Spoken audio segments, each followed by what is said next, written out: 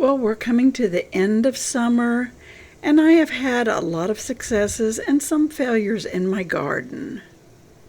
Now, of course, I love my anemones. Japanese anemone have been growing for several years now. They're getting more and more, kind of wrapping around my hydrangea. I really like those. I've been warned that anemones are pretty aggressive and they will spread a lot, but right now I'm loving them, and I'll keep yanking them if they get a little too big. So I consider that a success. And I've kept the hydrangea alive now for 2 years, so I guess that's a success too. Now, one of the flowers I really love for its beauty is the Dahlia Mystic Illusion. I've had that for several years. I really love it. The little buds and even the spent blooms look like little pumpkins to me. I don't know why. Maybe they would to you, maybe they wouldn't. This one gets stressed in the heat, so caution with that. So does the Salvia Black and Blue there behind it, but they are a pretty bush plant. Coreopsis, I think this was the early sunrise, and the Liatris have been successful.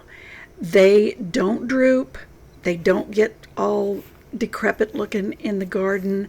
The coneflowers, I've had a problem with them. They are sturdy and do well, but the rabbits eat them like crazy in my garden. I'm not sure why. I've started over and over. I put covers in them, as you've seen in another video, and that didn't seem to work. Now I'm kind of weedy here, so just excuse the weeds. I threw some balloon flower seeds here, and within a few weeks they are sprouting. They're only 2-3 inches high and already starting their balloons. So I consider that a success, and the rabbits have not bothered them at all. So not sure why. I am hoping to successfully get the bee balm to spread. Hopefully I don't regret that. Now my peonies are doing real well. I like that little green hedge that they form through the rest of the season after they bloom for such a short time. The Russian sage has spread. A couple of big weeds I need to pull there in the middle, but it's done real well. It's slightly floppier because I think that's because I've been trying to water these new little ones that the rabbits just eat, the coneflowers there. I water them, I try to take care of them, and maybe that makes my Russian sage flop because it's getting too much water. The coneflowers are drought tolerant if I can get them to grow, but they grow up, the rabbit just eats them back down to the ground. So kind of midsummer I got this Coreopsis and put that in. They have not touched the Coreopsis, so I hope for whatever reason they continue to not. The Liatris I like, but they just munch on that like crazy. They eat it down to the ground. All those little leafy things that stick out, they eat those. They don't seem to bother any of my sedum. Now this sedum that's planted under there, I forget which variety that was. It's being overshadowed by the Russian sage. So I will have to move that next spring to let it get out in the sunlight. But this plant, the Coreopsis, was good in a drought. It blooms all summer. If you deadhead it, you can just go out there and take a pair of scissors and go zip, zip, zip, and they're gone. And in a week, you'll have them back. I love lavender. The lavender was perfect. It also blooms all summer long. The bumblebees are on it all the time. The butterflies are on it. Now my balloon flowers here, they bloom all year. They never were wilty during the dry spells, like before I jumped out there and watered them in the morning. They were gorgeous. I love them. The rabbits never bothered them. As you saw, they were in the ground. Rabbits never munched them. So that would be a good option for you. They kind of get tall, but they are so pretty, blooming all summer. Now I love a perennial geranium. This is the Roseanne variety. I like it. It blooms. I have it next to some salvia there, which did real well. Russian sage on this side with some carpet bugle as a living mulch. I liked that a lot. Now I did string the soaker hose in there and twisted it around to water them. they did wonderfully. The soaker hose is good, but it blows out pretty soon. Now the sedum immergruntian, or whatever that K word is, it just drought tolerant. A sedum, of course, is drought tolerant. This one blooms in the late summer, and it just, the stages of the blooming period has it rusty orange, bright red stems, then the bursting yellow flower. It's just so pretty. I have this in a great big barrel pot that I keep on the patio because it's basically my nursery pot. I can just pick and stuff it down into hypertufa bowls or anywhere in the ground that I want it to grow. It's perfect. It just takes root and keeps growing. So that's one you might want to consider. And I have my flowering maples out here. The rabbits ate the wire vine. It tried to grow back, but the drought hit it bad. I missed watering it a couple days, and it was just history. That's my Aloe Pacifica, I think it is. It's so pretty and bright red in this sun.